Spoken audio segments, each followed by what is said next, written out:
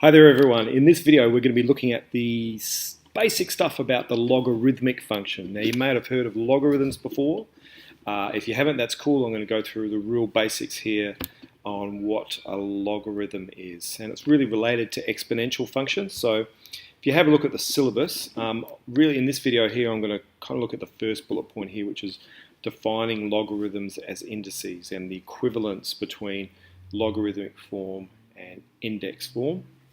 In other videos, we're going to be looking at these other things. So we're going to be solving equations, doing graphs, looking at basic logarithm laws and how we use those. And then, of course, the last one is applying this stuff in context to see how it actually works. Okay. So logarithms have been around for a long time. It was actually a Scotsman named John Napier who discovered this method and used logarithms. And this was from the late 16th century. So it really comes around the idea of doing long calculations and using logarithms, and I'll show you that later on of how they actually use that. And if you've seen anyone with a slide rule, basically they're using logarithms as well. So it was a way of doing really complex calculations initially. That was one of the first things. The other way that we really use it is to solve exponential equations. We've seen a lot of equations where we have something like this, 10e to the power of 0.1t equals 20. Let's say that equation there, and we can use our calculator to solve that, but logarithms gives us a way of solving equations, particularly when the variable we're trying to find the value of is in the power. Okay, because there's a special law for logarithms that helps us to deal with that. So that's in a coming video, but that's really the kind of start of this stuff. Big calculations and solving equations with the powers, with the variables in the power. So here's a quick introduction to what logarithms actually are. A logarithm is just a number written with a different base. That's all it is. So here I've got my number line across here, 0 across to 20. And I'm going to write those numbers with a different base. So this first number line here is going to be my base 2 number line. Okay, so this number 1 is actually 2 to the power of 0, correct? 2 to the power of 0 is 1. 2 to the power of 1 is equal to 2. 2 to the power of 2 is equal to 4. Here is 2 to the power of 3. And if I go across here, here is 2 to the power of 4. Okay, so I've just written those numbers along the top there with a different base. Now, because we know we're dealing with the base 2 number line, let's pretend I do this. Let's say we know we're dealing with the base 2 number line. I'm just going to get rid of those numbers because that's the base 2 number line. Now, those numbers you see on that scale are logarithms. They are the original numbers written with a different base, and in this case, the base 2. So what you're seeing there is a logarithmic scale. Now let's do that for base 3, for example. So this is going to be the base 3 number line, this next line. So here we have 3 to the power of 0, which is 1. Here is 3 to the power of 1, lining it up to 3. Here is 9. So this is 3 to the power of 2, and 3 to the power of 3 would be off the scale at 27. So again, if I get rid of those number 3's, they are the logarithms on the base 3 number line. Okay, and you're seeing a logarithmic scale. If we have a base 10 scale, which is what we call common logarithms, and when you see these written, most usually it's base 10. So 10 to the power of 0 is 1. There's 10. There's 10. Go down to this number line. Here is 10 to the power of 1. Okay, and again, I'll get rid of the base numbers because we know that's the base 10 number line. So here you can see some numbers on logarithms with a base of 10. You can see 2 there on this scale would be way off at 100. Okay, because 10 to the power of 2 is 100. So on this scale here, way off the side would be 100, so that would be your next number. And 3 would be at 1,000. So you can see the scale is really expanding huge. So we can, logarithms is great because you can take huge numbers, and when you talk about logarithms with a base of 10, the numbers become much smaller and easier to deal with. So if your number like 10,000, that's just at 4 on the scale. A million would just be at 6 on the scale, 2 more. So that's what a logarithmic scale is, and that's what logarithms are. So let me write this out formally. So we would say, just looking at our first example, base 2, we would say the logarithm on the base 2 number line of the number 8 is 3. Okay, so that is this thing right here. The number 8 written on a base 2, with a base of 2, is 3. So the equivalent index statement is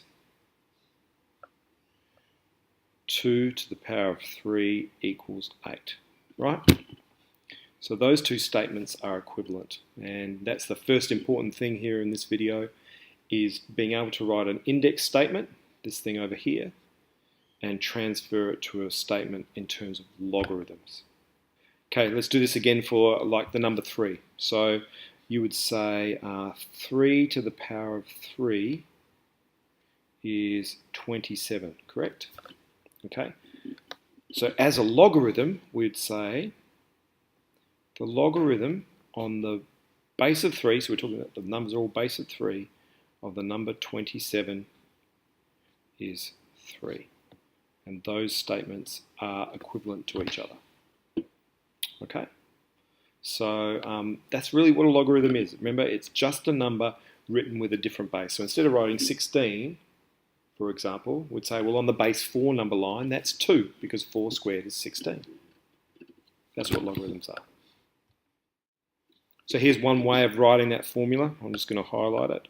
That shows the equivalence between those two things. Log with the base a of the number q is p is the equivalent of a to the p equals q.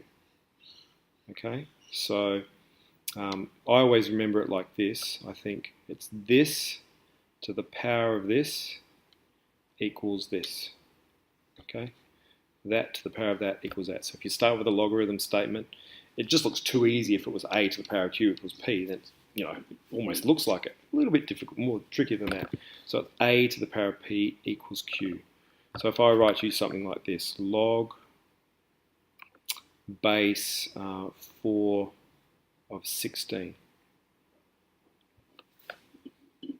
Really what I'm asking is, 4 to the power of something is 16. What is that something? And of course we all know that's easy, that's 2. 4 to the power of 2 is 16. Now normally with logarithms, these numbers here are positive and they're whole numbers. So logarithm base negative 2, not so much, no, we don't want to do that. We could do logarithm of fraction if we wanted to, logarithm base half number, we could do that, but we don't want to do negatives, and we don't want to do 0 either, log base 0, that would also be a little bit confusing, I think. So these ones are out. Okay, so let's look at some examples now of how you would apply this. So evaluate log base 25 of 5. So we're asking 25 to the power of something is 5. So when you do these, you can see I've transported the logarithm statement to an index statement. So 25 to the power of something is 5, and we know that would be a half, because power of a half means square root. So the square root of 25 is 5. So here x is equal to a half. Log base 5 1/25. Again, 5 to the power of x equals 1/25. Okay, so we get this statement here. 5 to the power of something is 1/25. I would really maybe add a step in there and say 5 to the x is 1 over 5 squared. And then we can see that x has to be negative 2, because 5 to the negative 2 is 1 over 5 squared. So we've got the value of x.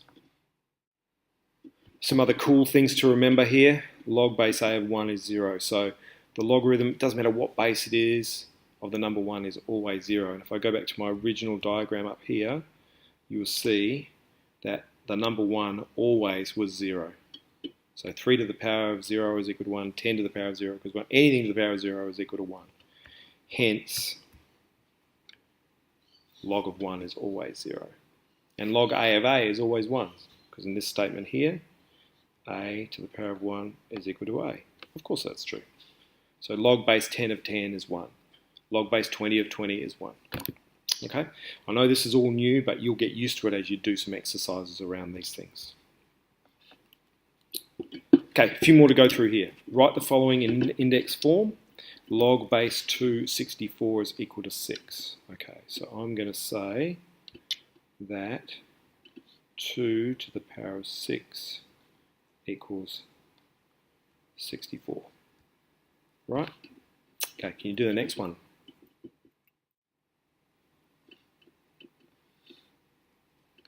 So what you should have got is 7 to the power of negative 1 equals 1/7.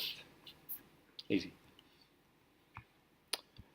Going the other way around now, writing it in logarithmic form. 5 squared equals 25 means the equivalent log, the base here is 5, the number is 25, and the answer is 2. 5 to the power of 2 equals 25. Okay? Have a go at that next one. So log, the base is 2, the number is 1/8, and the power is negative 3. There we go. Last examples here. So we've got, without the assistance of a calculator, find log base 2 16. So here's how you do these. Log base 2 16. I always just say that's equal to x. So the thing we're trying to find, log base 2 of 16, is equal to x. So if I change that around to an index statement, 2 to the power of x is 16. And then it's really easy. 2 to the power of 4 is 16. So that's the way you do these. Log base 4 of 8. Log base 4 of 8 is y. Let's call that y. So 4 to the power of y is equal to 8. It's a little bit tricky. We're going to have to change these into powers of 2. So 2 squared to the y is equal to 2 cubed. So 2 to the 2y is equal to 2 cubed. Now we can say 2y is 3. Okay, these have got to be the same because the bases are the same. So y's must be 3 over 2 here. So the second one's 3 over 2. Last one, log 0.1. Now you probably noticed here that there is no base. Okay, they haven't written a base in the question here. When a base is not written like this, you assume that the number is 10. The natural, the common logarithm, is the word we use, is base 10. So when you see a log statement written without any base, you must assume that the base is 10, which I'm going to write in here, okay, to complete this statement. So 10 to the power of x is 0.1. I could say 10 to the power of x is 1 over 10. X has got to be negative 1. Okay.